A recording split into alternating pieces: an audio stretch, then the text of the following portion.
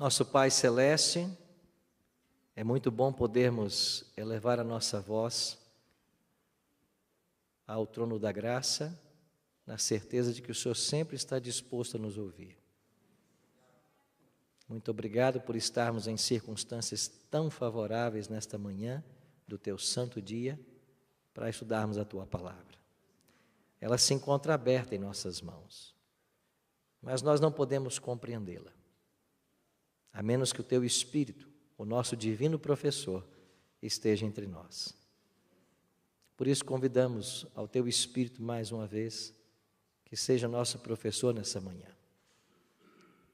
Esse mesmo Espírito que esteve com João, há quase 2000 anos atrás, possa estar conosco agora, abrindo nossa mente à compreensão e o nosso coração à aceitação da Tua palavra.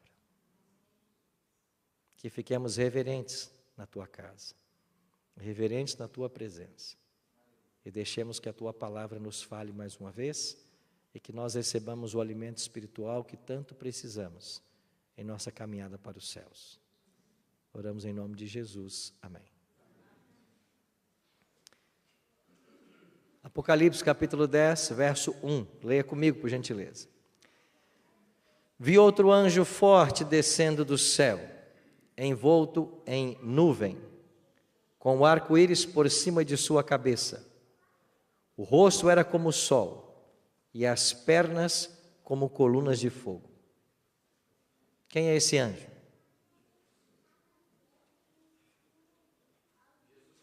Jesus. Por que é Jesus? Primeiro, porque ele está envolto em nuvens. Lembra de Apocalipse 1:7? Eis que veio com as nuvens. Na Bíblia, o Filho do Homem é sempre aquele que está associado a nuvens, envolto em nuvens. Segundo detalhe, ele tem o arco-íris por cima de sua cabeça. Em Apocalipse, o arco-íris já havia aparecido. Aonde? No capítulo 4, onde o Apocalipse diz que o arco-íris estava sobre o trono de Deus. Então o arco-íris, ele rodeia o trono de Deus. Ele é símbolo da presença de Deus, da aliança de Deus com o seu povo. E ele tem o rosto como o sol e as pernas como colunas de fogo. Aonde está essa descrição no Apocalipse? No capítulo 1, nos versos 13 a 16, aonde João viu Cristo ressurreto, e João o descreve exatamente nessa linguagem. O sol brilhando como, o rosto brilhando como o sol, no calor do meio-dia, e os pés semelhantes ao bronze polido. Então não há dúvidas de que esse anjo, de capítulo 10, verso 1, é o próprio Jesus Cristo. Verso 2. Tinha na mão um livrinho aberto, e ele pôs o pé direito sobre o mar e o esquerdo sobre a terra. Quando você põe o pé direito sobre o mar e o esquerdo sobre a terra, você está onde?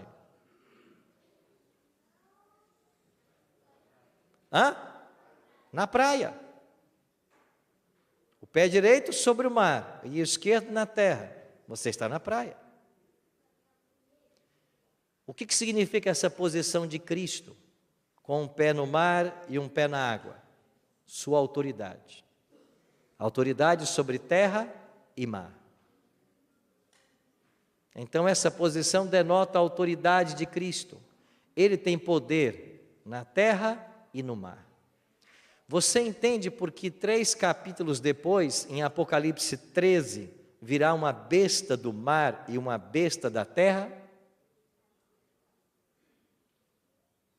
Por que sai uma besta do mar e sai uma besta da terra em Apocalipse 13? É porque no capítulo 10 ele colocou o pé na terra e o pé no mar. A autoridade é minha. No capítulo 13 surgem 2 poderes questionando a autoridade de Cristo, tentando usurpar sua posição.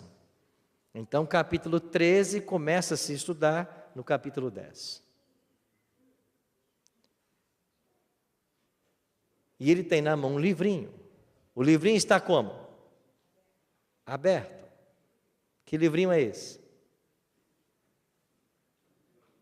Ele agora está aberto. Por que ele está aberto agora? Porque nem sempre esteve. Agora chegou a hora de abrir o livro. Mas nem sempre ele esteve aberto. Agora, qual é o único livro da Bíblia que nem sempre esteve aberto? Daniel. Porque o Apocalipse já quer dizer aberto. O que significa a palavra Apocalipse? Revelação. Ele já foi dado como revelação. Mas Daniel não. Daniel, o anjo termina de orientar a Daniel, e lá no capítulo 12 ele diz o que para ele? Daniel, encerra as palavras e sela o livro. Até quando? Até o tempo do fim. Muitos o esquadrinharão no tempo do fim, e o saber se multiplicará. Se o livro está aberto agora, então essa cena do capítulo 10, ela tem lugar quando? No tempo do fim. Quando o livro estaria aberto. Então Apocalipse 10 está falando de uma cena que se dá no tempo do fim. Agora, quando começa o tempo do fim? Nós temos duas profecias que apontam para a chegada do tempo do fim. As maiores profecias de tempo da Bíblia. Uma delas, 1260 anos de supremacia papal. Que terminou quando? 1798. Com que evento? A prisão do Papa. Que Papa? Pio VI. Em que dia? Que horas? O Papa Pio VI foi preso no dia 15 de fevereiro de 1798. Agora, ele tinha que ser... Eu não dava nem falar isso, né? Mas eu vou só abrir um parênteses. Eu adoro parênteses, viu, gente? Eu não sei nem se é parênteses o certo, né? Mas eu vou abrir um parênteses aqui, né? Por que ele tinha que ser preso em fevereiro de 1798? Porque a última tribo ariana a ser expulsa de Roma, que vai permitir o domínio papal, foi expulsa em fevereiro de 538. E se o mês que essa última tribo foi expulsa foi fevereiro, e o papado pôde começar a atuar e chegou à sua supremacia, seria no mês de fevereiro que ele tinha que sofrer a ferida mortal. E ela foi dada exatamente no mês de fevereiro, no dia 15. A profecia não falha. Então, 1798, final da supremacia papal, é uma data que aponta para o tempo do fim. Mas tem uma outra data que também aponta para o tempo do fim. Qual é ela? Que profecia?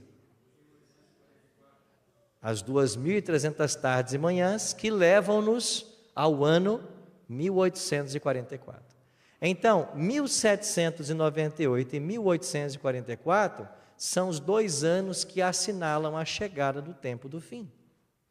Nesse tempo, dessas profecias, o livro de Daniel seria aberto.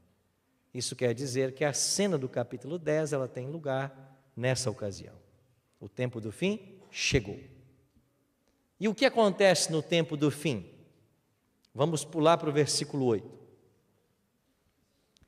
A voz que ouvi, vinda do céu, estava de novo falando comigo e dizendo, uma voz falou com Daniel, ou melhor, com João, né? Vai, toma o livro que se acha aberto na mão do anjo, em pé sobre o mar e sobre a terra. Verso 9. Fui, pois, ao anjo, dizendo-lhe que me desse o livrinho. Ele então me disse, toma-o e devora-o.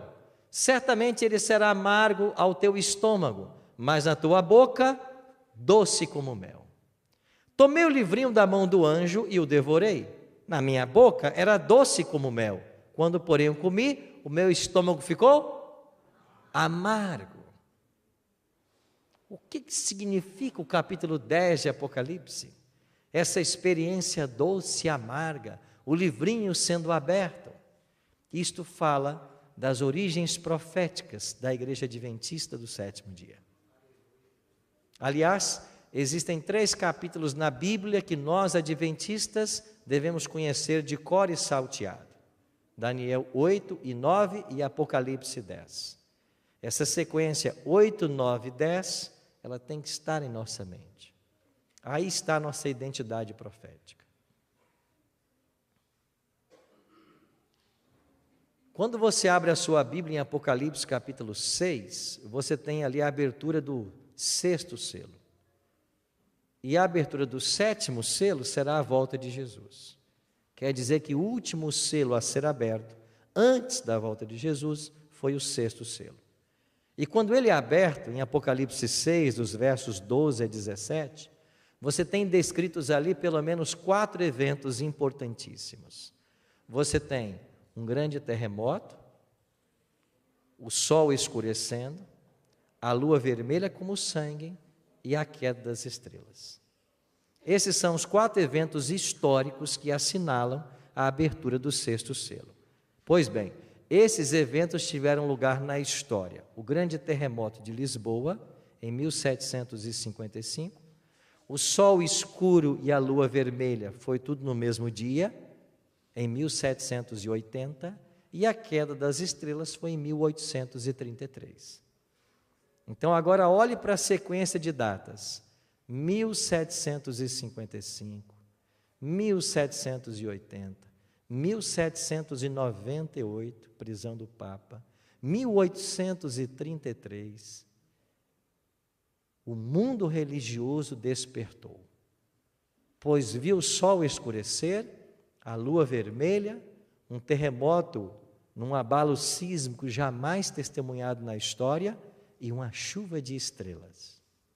E agora prenderam a maior autoridade religiosa do mundo. Alguma coisa sobrenatural está acontecendo. E todo mundo correu para onde? Para a Bíblia.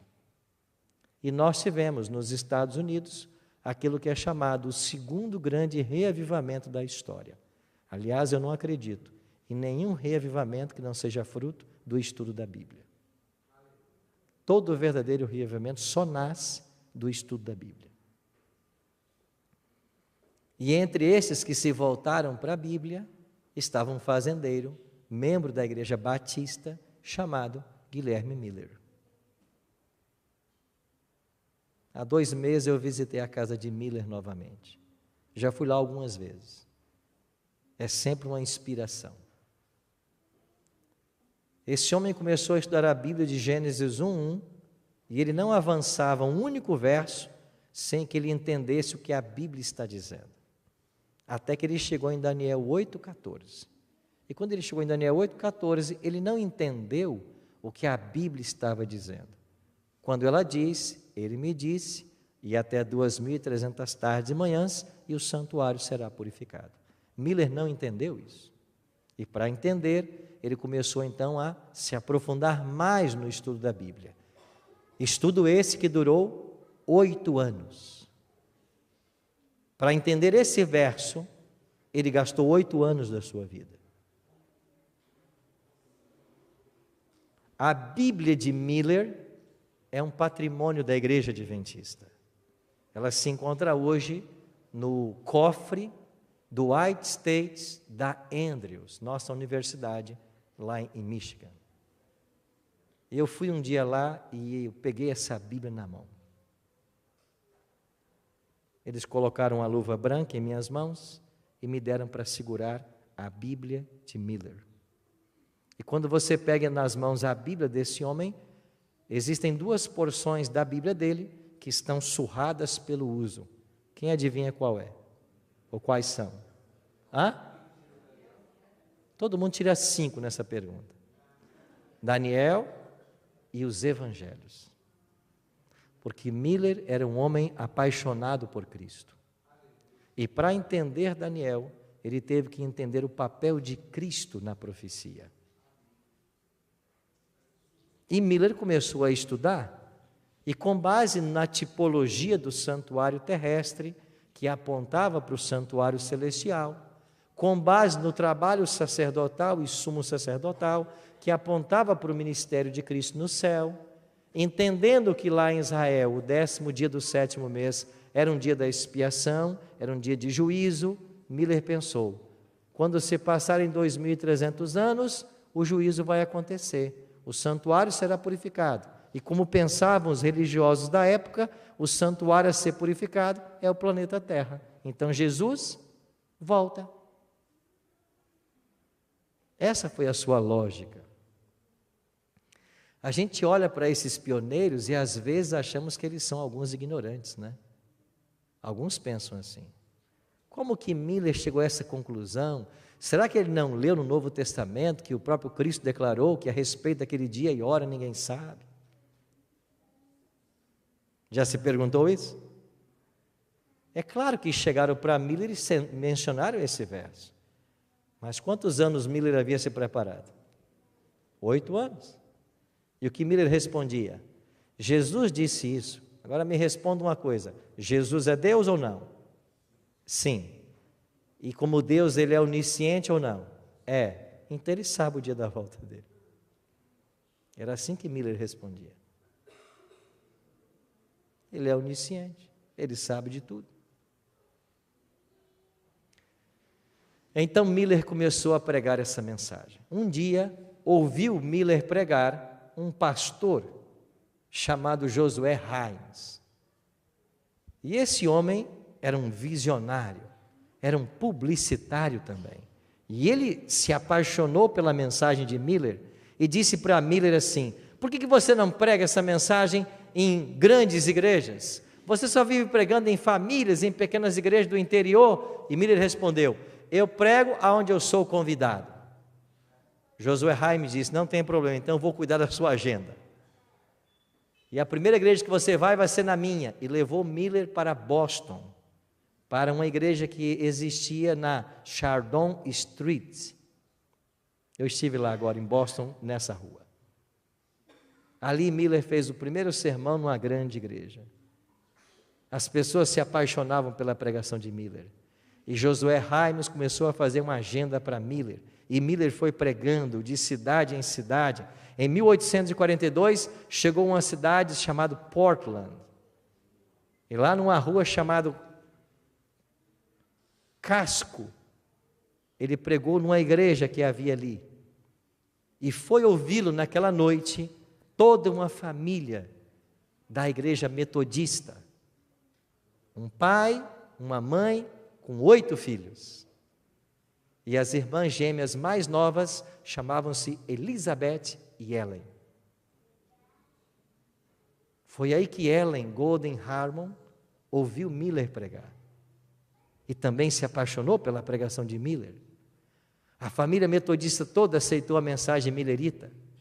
Eles voltaram para a igreja deles, a igreja metodista da rua Chestnut, em Portland, e eles começaram a contar para os membros o que eles haviam aprendido.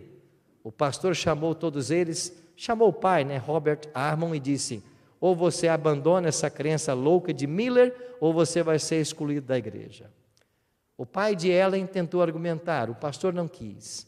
E eu tenho uma cópia da ata da comissão que excluiu a família Harmon da igreja. Todos foram excluídos. Então agora Robert, Eunice e os 8 filhos passaram a crer no que Miller pregava. Esse homem pregava com tanta autoridade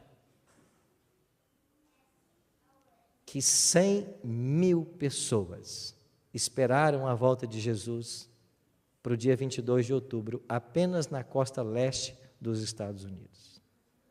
Apenas na costa leste. Mas essa data teve um impacto tão grande no mundo, que se você encontrar hoje qualquer cristão da fé Bahá'í,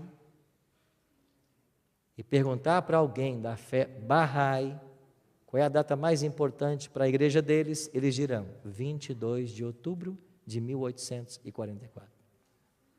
Porque a pregação de Miller chegou também neste segmento religioso. Todos esperaram a volta de Jesus.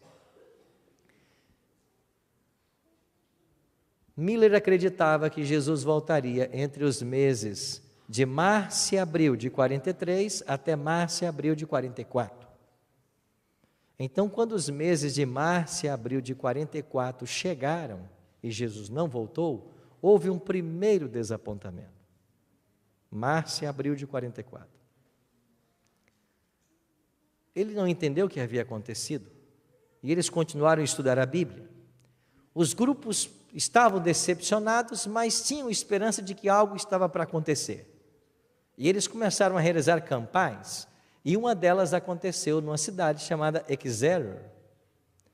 E nessa cidade de Exeter, quando dezenas de mileritas estavam reunidos, eu fui a Exeter agora conhecer a cidade, onde aconteceu essa história.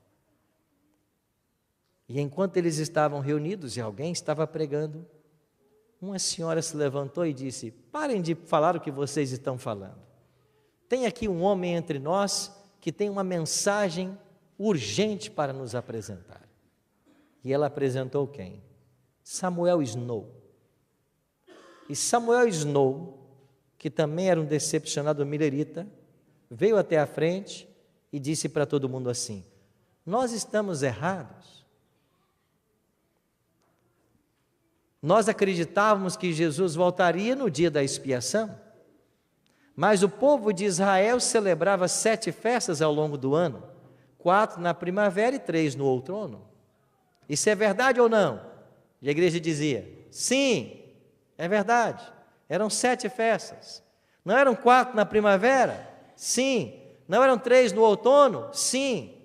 E o dia da expiação fazia parte de qual? Do outono. Então, por que estamos esperando a volta de Jesus para a primavera? Março e abril. Ele vai voltar no outono, setembro, outubro. Agora, qual era o dia do juízo lá em Israel? E todo mundo respondia: 10º dia do 7º mês. Em que calendário? No Caraíta. E qual é o nosso calendário? Gregoriano.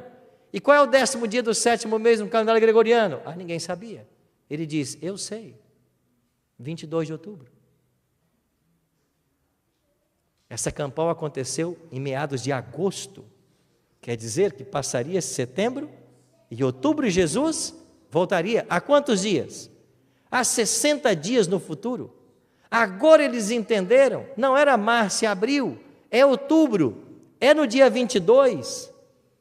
E então surgiu no movimento milerita aquilo que os livros de história registram como o movimento do 7º mês. Porque é no 7º mês que ele volta, e não no primeiro, que era o mês da Páscoa. Agora imagine vocês, agora entendemos por que Jesus não voltou em abril, ele volta em outubro, e ele volta no dia 22, então vamos nos preparar para a volta de Jesus. O que aconteceria com a igreja de Barreiros nessa manhã, se eu chegasse aqui e dissesse para vocês, com base bíblica, e apresentasse argumentos que convencessem vocês, de todas as formas, que Jesus voltaria daqui a 60 dias, o que vocês fariam? Alguém iria para o seu trabalho segunda-feira normalmente? Alguém iria voltar para a faculdade para continuar o seu curso de universitário? Alguém iria? Não. O que nós faríamos? Primeiro, vamos fazer as pazes com aquela irmã que eu briguei. Vamos marcar uma santa ceia, pastor, com urgência. Vamos nos unir. Eu vou lá pegar o meu saldo na conta bancária, vamos comprar folhetos, vamos comprar livros, vamos começar um programa na TV, um programa na rádio, vamos anunciar, porque daqui a 60 dias esse mundo acaba. Foi isso que eles fizeram.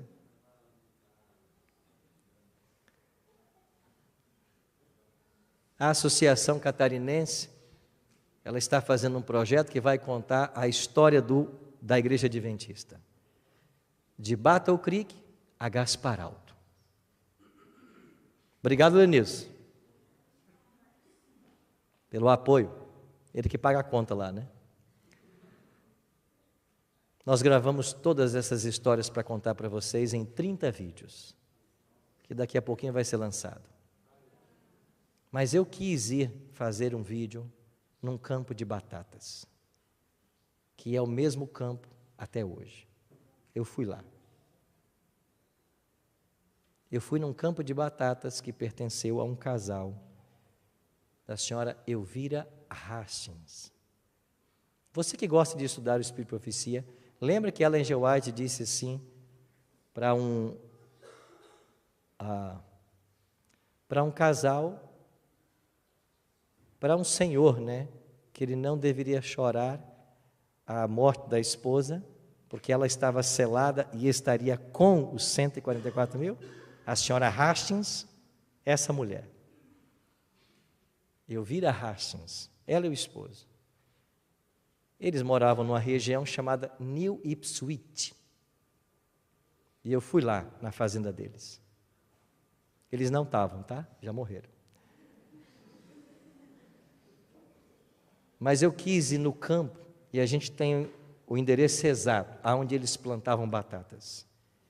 E quando eles abraçaram a mensagem de Miller, que Jesus voltaria, e depois de Samuel Snow, que era no mês de outubro, eles não colheram as batatas.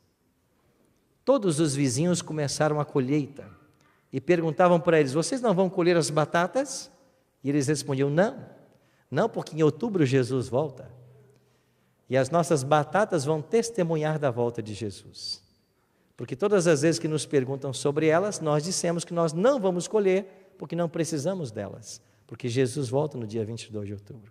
E eles não colheram as batatas.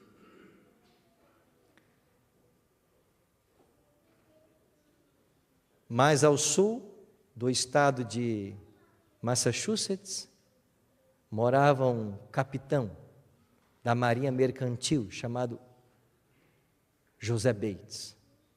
Ele se aposentou, tinha uma pequena fortuna como capitão da Marinha, e ele pegou tudo que tinha e empreendeu na publicação de literatura para anunciar a volta de Jesus.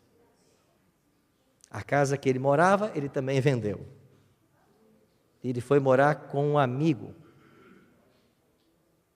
e pegou todo o recurso e empreendeu na obra. Chegou a terça-feira, 22 de outubro, e Jesus não voltou. O dia amanheceu, entardeceu e anoiteceu. E quando deu meia-noite, eles estavam completamente decepcionados. Eles escreveram posteriormente: nós choramos e choramos até o dia amanhecer. Mas como que Deus transforma às vezes, né, as coisas? Aquele casal Hastings, que não havia colhido os campos de batata, todas as batatas que foram colhidas na região de New Ipswich, naquele ano, elas pegaram uma praga. E todas as batatas que foram colhidas apodreceram precocemente. Mas as batatas desse casal que não foram colhidas, não pegou a praga. E depois do desapontamento, eles colheram e eles alimentaram toda a vizinhança depois do desapontamento. E eu fui lá para ver a terra, de onde eles colheram para alimentar os vizinhos. Esse capitão Bates, um dia a esposa estava terminando uma fornada de pães e disse para ele assim: acabou o trigo, eu preciso de 2 quilos. Ele disse: está bem. E ele foi ao mercado, olhou o que tinha no bolso, e o que ele tinha, os últimos centavos de dólar, davam exatamente para 2 quilos de farinha. Ele foi ao mercado, comprou os 2 quilos, voltou e disse: aqui está o que você pediu. Quando a mulher viu aquilo, ela começou a chorar e disse assim: você, capitão da Marinha, saiu para comprar 2 quilos de farinha? Inacreditável isso. Você negociou com pessoas do mundo inteiro. Você viajou o mundo inteiro negociando, levando e trazendo produtos. Me sai para comprar 2 quilos de farinha? E ele disse: e agora acabou, porque era tudo o que eu tinha. Eu não tenho mais nada. E a esposa do capitão Bates começa a chorar. E diz para ele assim: o que faremos agora? Jesus não voltou, nós empreendemos tudo o que tínhamos para pregar o Evangelho, o que nós faremos agora? E quando você vai à casa de Bates, ali em Fairhaven, que é uma propriedade da Igreja Adventista hoje. A mesma casa dele está lá, a igreja comprou a casa dele. E você encontra na parede dele um quadro, onde estão cunhadas as palavras que ele responde para a esposa naquele dia. Ele diz assim: minha esposa, Deus proverá. Deus proverá. Depois de conversar com a esposa um pouquinho, ele foi até o correio e disse para o rapaz do correio: Deus me impressionou que tem aí no correio uma carta para mim. Você confere se tem? E o rapaz foi lá e tinha uma carta para ele. E para você levar a carta tem o preço da postagem, que eu não sei se era 2 centavos, alguma coisa assim de dólar. E o capitão disse assim: eu não tenho dinheiro para pagar a carta, então não vou levar. O rapaz do correio disse: capitão Bates, o senhor é um homem respeitado na nossa cidade. Claro que o senhor pode levar a carta, não precisa pagar. Ele disse: não, eu não vou levar sem pagar. Mas eu acho que dentro da carta tem dinheiro. Você podia abrir para mim, por favor? E o homem abre. E quando ele abre a carta, lá havia dinheiro. Eu não me lembro agora o valor, se eram 10 dólares, mas era uma pequena fortuna para aquela época. Aí ele disse: tire a sua parte agora, pague a correspondência e me dê o resto. Ele pegou os centavos da correspondência que lhe eram devidos. Bates pegou esse dinheiro, foi para o mercado, fez uma boa compra e disse para o rapaz assim, para o entregador: vai lá em casa e entregue isso para minha esposa. Ela não vai querer receber achando que está errado o endereço, mas você insista com ela e diga que é nossa compra. E o rapaz foi. E a mulher de fato disse: não, isso não é para nós não temos dinheiro para pagar isso. Não, mas é sim. Não, não é. Não, o capitão Bates disse para você receber. E ela recebeu uma boa compra. E com todo o dinheiro que sobrou daquela compra, o capitão Bates foi para a gráfica e pagou a impressão de uma nova tiragem de folhetos que continham a mensagem. Era esse o espírito que havia em nossos pioneiros. Tudo que eles tinham era para que a causa avançasse. O que havia acontecido no dia 22 de outubro? O doce na boca é a mensagem que Jesus volta. O amargo no estômago, ele não voltou. Esses decepcionados mileritas se voltaram para a Bíblia. E entre eles, um chamado Irã Edson, foi confortar as famílias também decepcionadas.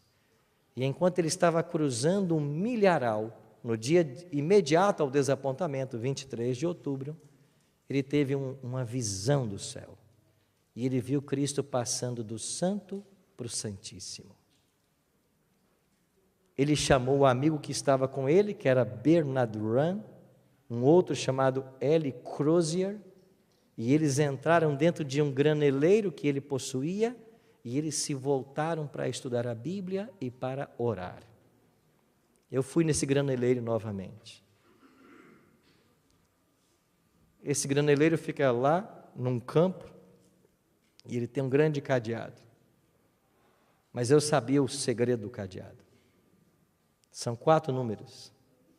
E qual é o segredo daquele cadeado do graneleiro de Irã Edson? 1844. Esse é o segredo do cadeado. Mas nessa viagem aconteceram muitas coisas interessantes, que nós vamos contar para vocês algumas no vídeo, e outras não serão contadas. A gente chama isso de History Behind the History. E eu vou contar para vocês algumas coisas que não serão contadas no vídeo. Uma delas, eu cheguei todo animado, tinha uma equipe filmando. Olha, eu sei o segredo do cadeado. Eu coloquei 1844 e o cadeado não abriu. Pegamos o telefone, ligamos para o doutor Alberto Tim, que estava aqui no Brasil, lá no IAP, num simpósio de teologia. E disse: pastor Tim, o segredo não está abrindo. Ele disse: não sei, mudaram então. Mudaram para que número? Eu não sei. E a gente lá querendo filmar dentro do graneleiro, tudo mais. Irmãos, e quantas coisas Deus fez nessa viagem, para provar que a mão dele está dirigindo as coisas. Um colega meu falou assim, deixa eu tentar abrir esse cadeado. Ele pôs o ouvidinho lá e começou, tec, tec, tec, tec. Eu falei, você já roubou banco? Ele disse, nunca roubei. Como é que você está tentando fazer? Eu não sei, talvez dê certo. E ele ficou ali, tec, tec, tec, daqui a pouco abriu o cadeado. Mudaram o segredo de 1844. Sabe para que número? Não vou contar para vocês. Só eu sei ele agora. Mas ele encontrou o número, abriu o cadeado, nós entramos, filmamos, contamos a história. Uma outra história, e com essa eu termino, né? Aquela garota que ouviu Miller pregar em 1842, em 44 Deus a chamou como profetisa. Ela se casou em 46 com o galã Tiago White. E aí ela se tornou White por causa do esposo, que era pastor da Conexão Cristã. Tiveram 4 filhos. Deus chamou essa mulher. E ela começou a viajar com seu esposo, pregando, sendo profetisa. Um dia, ela foi com o esposo lá para a cidade de Bowling Green, no estado de Ohio. E lá em Bowling Green, num sábado, Tiago White pregou numa pequena escola, eles chamavam de schoolhouse. Ele pregou numa pequena escola onde se reuniam os guardadores do sábado. Não tinha ainda o nome de adventistas. Estamos falando de 1852, mais ou menos. E aí Tiago White pregou um sermão nessa escola, e na tarde do sábado, eles estavam visitando por ali as famílias, eram umas 40 famílias guardadoras do sábado, e faleceu um garotinho de mais ou menos 5 anos de idade, chamado John Avery. Esse garotinho morreu, e eles pediram a Tiago White que ficasse para o domingo para fazer a cerimônia fúnebre desse bebê. E Tiago e Ellen ficaram. No domingo, Tiago White fez o sermão fúnebre. Quando ele terminou o sermão, ele perguntou para Ellen se ela queria dirigir algumas palavras à família enlutada. Ellen se levantou e quando ela começou a se dirigir à família enlutada, ela entrou em visão. Ela ficou em êxtase, como a gente diz. Só que a visão durou 2 horas. A cerimônia fúnebre parou e por 2 horas as pessoas ficaram ali. E ela lá, vendo, tendo uma visão celestial. Quando terminou a história desse velório, as pessoas foram embora naquele domingo dizendo assim, hoje nós vimos muitas coisas estranhas. Ellen teve uma visão de mais ou menos umas 2 horas, ela volta, ela sempre voltava com um suspiro bem forte, glória, glória, glória. E ela voltava, sepultaram um garoto, e na segunda-feira um casal de amigos levou o casal White até uma cidade chamada Fremont. Eu fui lá, em Lovett's Grove. O nome da cidade agora é Bowling Green, é o nome moderno. E de lá eu também fui a Fremont, a estação ferroviária, onde o casal White foi levado, e eles pegaram um trem que os levaria de Fremont para Jackson, e de Jackson eles seguiriam de carroça mais 66 quilômetros até a casa deles em Battle Creek. Quando eles pegaram o trem, Tiago e Ellen começou a contar para Tiago o que ela havia visto na visão durante o velório. E sabe o que Deus deu para ela naquele dia? A visão do grande conflito. A visão mais importante de Ellen foi dada naquele domingo à tarde. E ela começou a contar isso para Tiago. O Dr. Roger Kuhn, contando essa história, diz que o que o casal não sabia é que naquele mesmo trem tinha um passageiro invisível, não pagante, que também ouvia a história. Quem era esse passageiro? Satanás. E Satanás ouviu atentamente o que Ellen contava para Tiago. E quando ele percebeu que se tratava da visão do grande conflito, desmascarando a ele e as suas armas ao longo da história, ele se propôs a matar a profetisa. E quando o trem chegou em Jackson, o casal foi recebido por um casal de amigos, Dan e Abigail Palmer. E Ellen ficou na casa dos Palmers. E no dia seguinte seguiriam de carruagem para Battle Creek. Mas enquanto na casa dos Palmers, Ellen foi tomada de um assalto. Ela teve uma crise, ficou paralisada, começou a perder todos os movimentos e estava à beira da morte. Os irmãos foram chamados, começaram a orar. Com muita dificuldade ela melhorou, muito fraca, achou que morreria. Esperou um pouco para se recuperar, fez a viagem até Battle Creek. Ela pensava que nunca mais veria seus filhos, que seria a morte dela.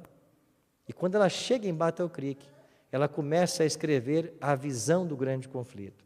Mas ela estava tão exaurida que ela escrevia uma página e tinha que descansar 3 dias. Escrevia outra página e descansava mais 3 dias. Dado o cansaço que ela teve por causa do ataque na cidade de Jackson. Ela foi aos poucos se recuperando, até que no mês de setembro daquele ano ficou pronto o manuscrito de 219 páginas, que é a primeira versão do grande conflito. E 6 meses depois, Deus revelou para Ellen de que aquele ataque na casa dos Palmers em Jackson era o próprio diabo tentando sufocá-la, matá-la, mas que Deus havia enviado anjos para salvar a vida dela. Eu queria contar essa história para o documentário aqui da associação. E eu fui para a cidade de Jackson, aonde aconteceu isso. E eu fui até o cemitério onde eu sabia que esse casal, o Dan e a Abigail Palmer, estavam sepultados. Mas quando eu cheguei no cemitério, o cemitério é enorme. Tinham milhares de sepulturas. Lenilson, põe para mim a foto. E eu tinha apenas uma foto comigo, que era a foto da sepultura do casal. Aí eu fui procurar. Aí está. Aqui está Palmer, se puder apagar essas luzes. Aqui está Palmer, e lá está Dan Palmer e Abigail Palmer. Eles morreram em 1897 e ela em 1902. Morreram antes de Ellen G. White. Eu tinha essa foto. E você veja que no topo da pedra tem uma Bíblia aberta. Numa página está Gênesis 2, 1 a 3. E na outra página, Êxodo 20, 8 a 11. Eu tinha essa foto antiga comigo. E eu cheguei no cemitério, mas quando eu cheguei lá, eram milhares de sepulturas. E eu estava já a caminho de Washington. E eu tinha 1 hora para fazer tudo e continuar a viagem para Washington. E eu não podia ficar mais que 1 hora em Jackson. E eu pensei, aonde eu vou achar agora essa sepultura? E eu fui até o escritório do cemitério. Próximo slide. E o que estava lá? Horário de... nós nos mudamos. Aqui eu peguei só o telefone, mas em cima está assim, nós nos mudamos para downtown, para o centro da cidade. Não tinha ninguém ali para atender, e tinha só esse telefone. Aí eu peguei, liguei e dei uma secretária, estamos em horário de almoço, voltamos daqui a 2 horas. Eu disse, mas eu tenho 1 hora para fazer tudo, e agora? Aí eu vi alguns funcionários do cemitério por ali. E aí eu disse assim, vocês podem me ajudar? Eu preciso achar essa sepultura. E mostrei a foto. O rapaz disse assim, eu acho que eu já vi essa sepultura. Volta a sepultura, volta o slide. O anterior. Eu acho que eu já vi essa sepultura. E ele pegou o carro e ele começou a rodar o cemitério. E ele rodou, a minha equipe também já estava rodando com o carro, atrás dessa sepultura. E todo mundo eu já havia rodado várias vezes também no cemitério. E aí daqui a pouco ele voltou e disse, olha, não era a sepultura que eu esperava ser. Eu não achei. Eu disse, mas eu vim do Brasil aqui só para gravar isso. Vocês têm que me ajudar. Ele disse, fazer o quê? Talvez, quem sabe, é o escritório lá, mas eles vão abrir só daqui a 2 horas.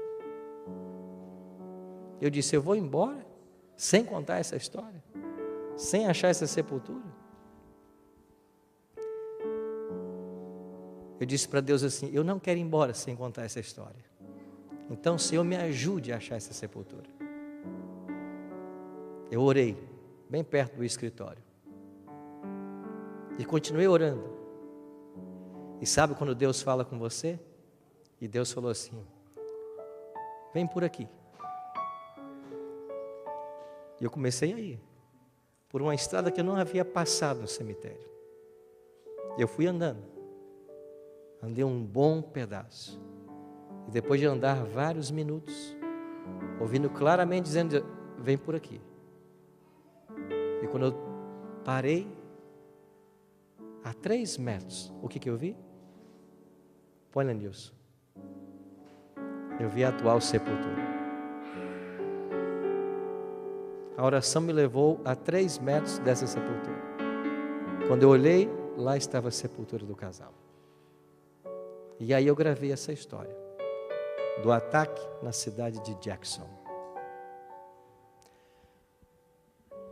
Deus cuidava dos seus pioneiros.